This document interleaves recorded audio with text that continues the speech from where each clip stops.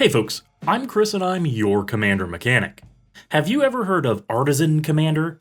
It's a spin on Commander somewhere between traditional and pauper Commander. With the recent explosion in printing of uncommon legendary creatures, it seems that a format built around highlighting those is going to be very important, especially with new Dominaria United cards in the mix. But don't take my word for it. I had a chat with Alex Kessler, originator of the Artisan format, to talk a bit more about it. Kess, welcome to the show. I really wanted to sit down and talk with you about the birth of Artisan. What inspired you to create this micro format?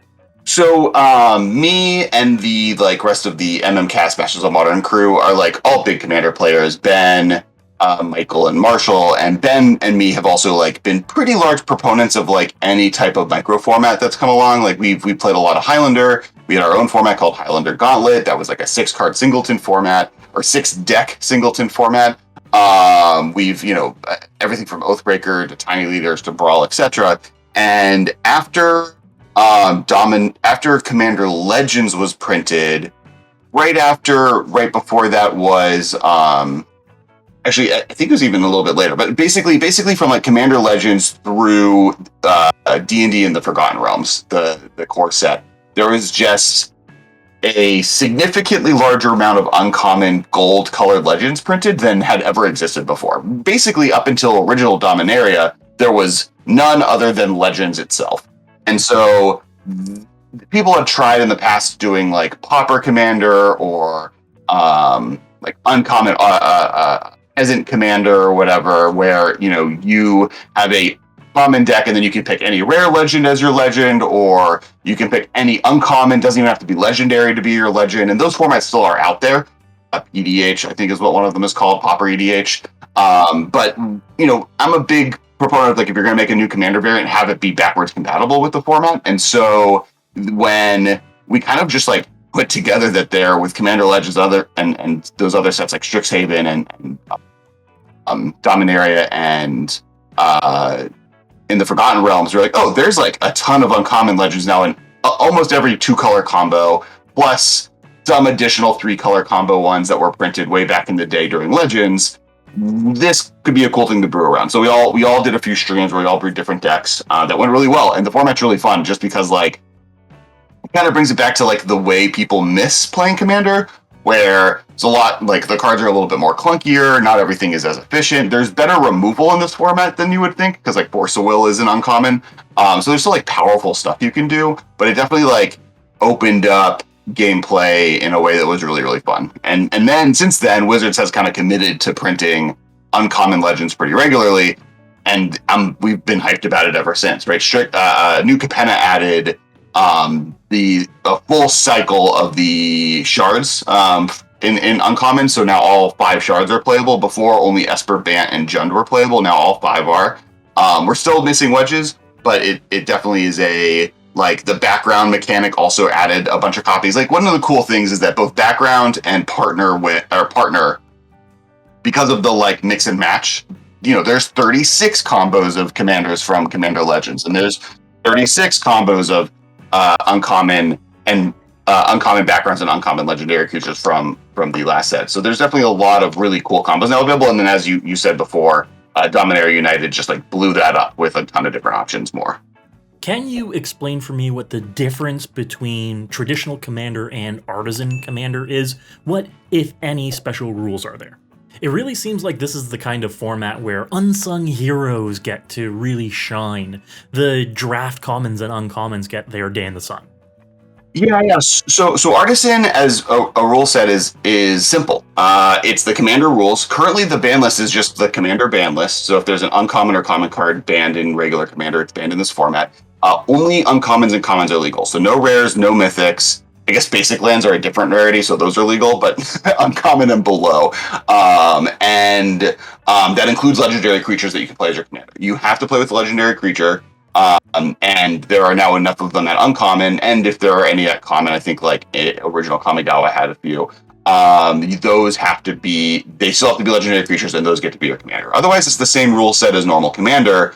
And to your point, one of the cool things is it does let you play a lot more with those draft uncommons that are meant to be these really cool build around cards that just like power level wise are never up to snuff for regular Commander.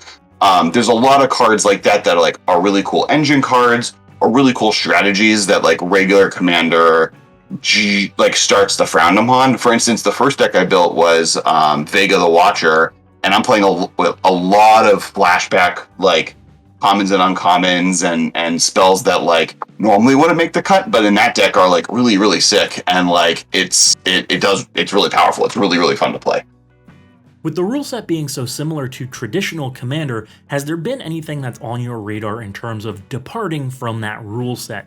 Anything that you would particularly allow or unallow or ban or unban in the format? Yeah, of course people have like brought stuff up. One thing that was brought up, especially early on, was just letting the War of the Spark uncommon planeswalkers be commanders, right? Like that's always like one of the first things people bring up, and for us it was kind of like I think there's value, and I'm the guy who like will rule 0 a planeswalker into the command zone anytime anyone will let me. I have 3 different decks built that do that, but we wanted it to be backwards compatible, right? Like, I think that's important sometimes with these formats and these building restrictions. Is if your deck still works in regular Commander, you've now not put a bunch of effort into a format that maybe doesn't take off, and you have a deck that you can just play regular Commander with. Worst case scenario. For instance, I don't think I would unban anything that's banned in regular Commander in this format either, for that same reason. Because it's just, like, one of the issues I have with Oathbreaker, to be honest, is they unbanned Primeval Titan. Not because I think Primeval Titan is too good in that format, but because now, if I want my Tamiyo Oathbreaker deck to go from a Tamiyo Oathbreaker deck to a Tamiyo Commander deck, I have to have a sideboard to switch out the Primeval Titans for other land-based cards for that deck, which kind of, is annoying.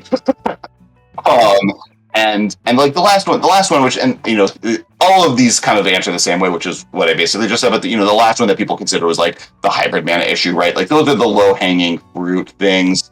Someone brought like commander damage up. I think actually commander damage is more important in Artisan than maybe even regular Commander, because like the removal is bountiful, the board wipes are not bountiful. Like targeted removal is bountiful, and the threats are low powered. so like any weird win condition like that, like infect damage is another one, right? Where like I would maybe add another, if I was gonna add something, it would be like ways for those types of strategies to be benefited. Like make it like commander damage is universal at 21, but all commander damage adds to it. So if a player takes 21 commander damage from all players, it counts. I don't know if we'll ever go that drastic. The other interesting thing is we haven't really had to ban anything. Like people, especially coming into the format, look at Tatyova and they're like, "Oh, that has to be banned. That card's too powerful." And it ends up that when you get rid of fetch lands and really lands that enter the battlefield untapped that produce 2 colors of mana, Tatyova is not as bad. She loses, like you still get like rampant growth effects, right? But like 2 mana, like having a 5 mana creature in play when there's so many removal spells in the format to like be able to add draw card, gain a life to 2 mana rampant growths is fine. Yeah, I definitely think Tatyova is one of the stronger uncommon legendaries, but without the full card pool to pull from, I think some of these boogeymen uncommon commanders might lose a bit of punch. But with that being said, is there anything that is legal in the format that's kind of on your radar or your watch list? Anything that you feel is maybe too powerful in the format, especially because of the build around restrictions? Yeah, I would think of maybe banning demonic consultation, which is legal in the format, right? Like that's one that I've like an eye on as people have been playing, because this format could very easily be taken over by, because Laboratory Maniac was downshifted to uncommon, I think Ultimate Masters, and so that's legal in the format. So demonic consultation, Lab Maniac is legal, and so maybe just get rid of Laboratory Maniac. Though I don't hate that strategy for self mill, as long as you're not able to like deconsultation into it.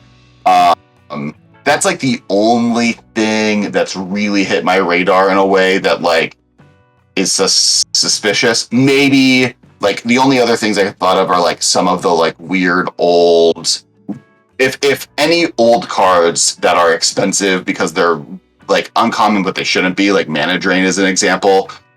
If the format gets so established that those cards start spiking because they're legal in this format, I would start like side-eyeing those cards, because it like, I don't want people to be locked out of a format that right now costs $100 or less. Like you can build a very competitive deck at less than $50 in this format.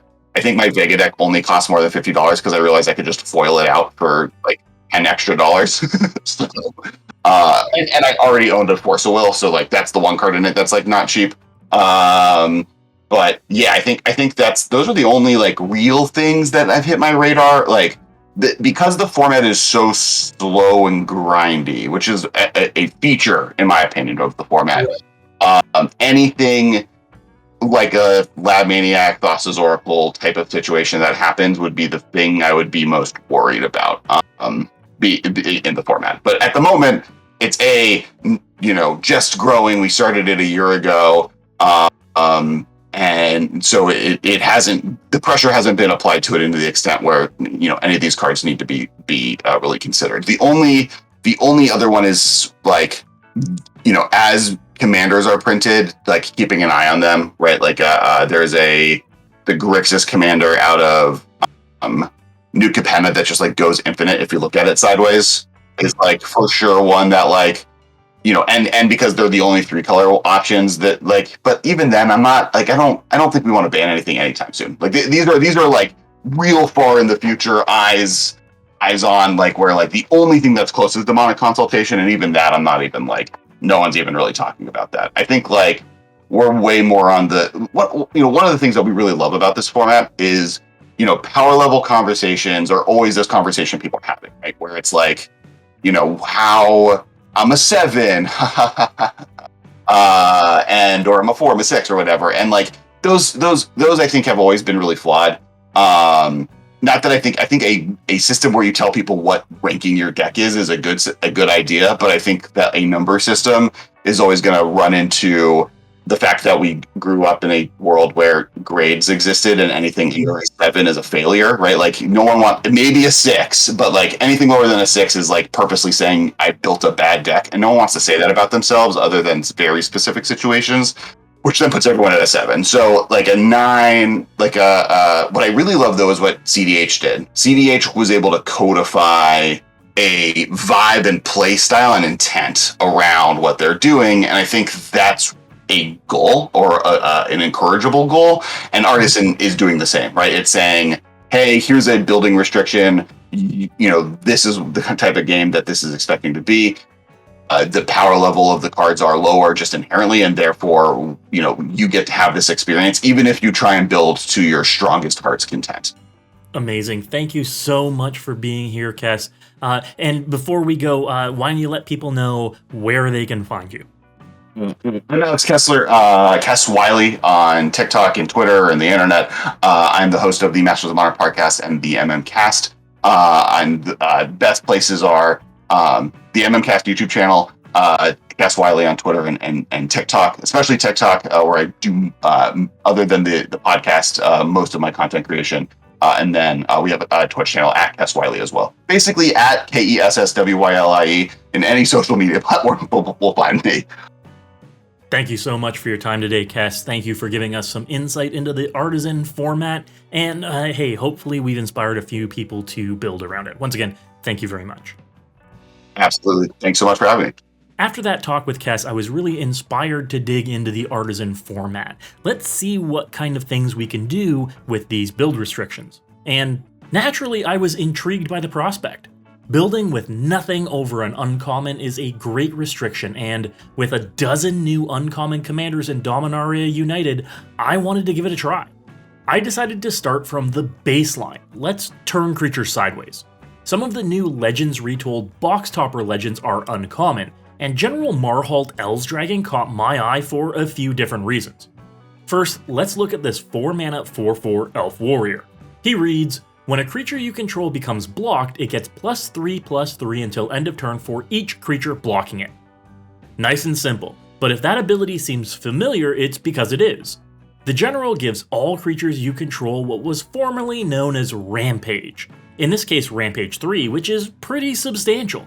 From what Kess was saying about the format, it seems like there are some pretty significant board stalls to work around due to the lack of board wipes, so more creatures means more blockers. When you force your opponents to block, Rampage, and Marhault's version of it, works incredibly well with lure effects that force an opponent to block with every creature they control. This can turn a taunting elf into basically a board wipe every attack, getting chonky for each creature your opponents control. With the ability to add in keywords like trample, first strike, or haste, you can build a board wipe each turn for each opponent. Throw in some effects that can go to the dome, like Gravitic Punch or Fling, and you can take out an opponent's board, then throw your now beefy creature right at an opponent's face. The really interesting thing with building for Artisan is finding cards that were surprisingly printed at uncommon or common. For instance, did you know high power staple Sylvan Library was originally an uncommon, and is therefore legal in Artisan? There are a ton of hidden gems like that too. The deck would be easy to upgrade into an unrestricted deck list too. Piling in keyword-heavy mythic creatures like Questing Beast, Elder Gargaroth, and Carnage Tyrant would make it simple to create a massive, angry threat capable of taking out everything on your opponent's board over and over again. You can also shrug off board wipes with cards like Heroic Intervention too. One good got 'em and everything has been set back to 0 while you're sitting pretty. I had a great time building around this restriction, and I'm sure you will too. If you want to see my Artisan deck list, check it out in the description below by following the link to my sponsor Moxfield. Moxfield is the best deck building platform in the world, and makes it easy to search by rarity type thanks to powerful card database search tools powered by Scryfall. You can sort by rarity too, making it easier than ever to keep your build restrictions. Be sure to follow my profile while you're there to see all my cool new brews. We will be seeing plenty of new decks here on the channel from Dominaria United over the next few weeks, so be sure to let me know in the comments what you think about Artisan as a format and what you would add to the deck list. Until next time folks, go check out some more cool videos and, as always, good luck and have fun.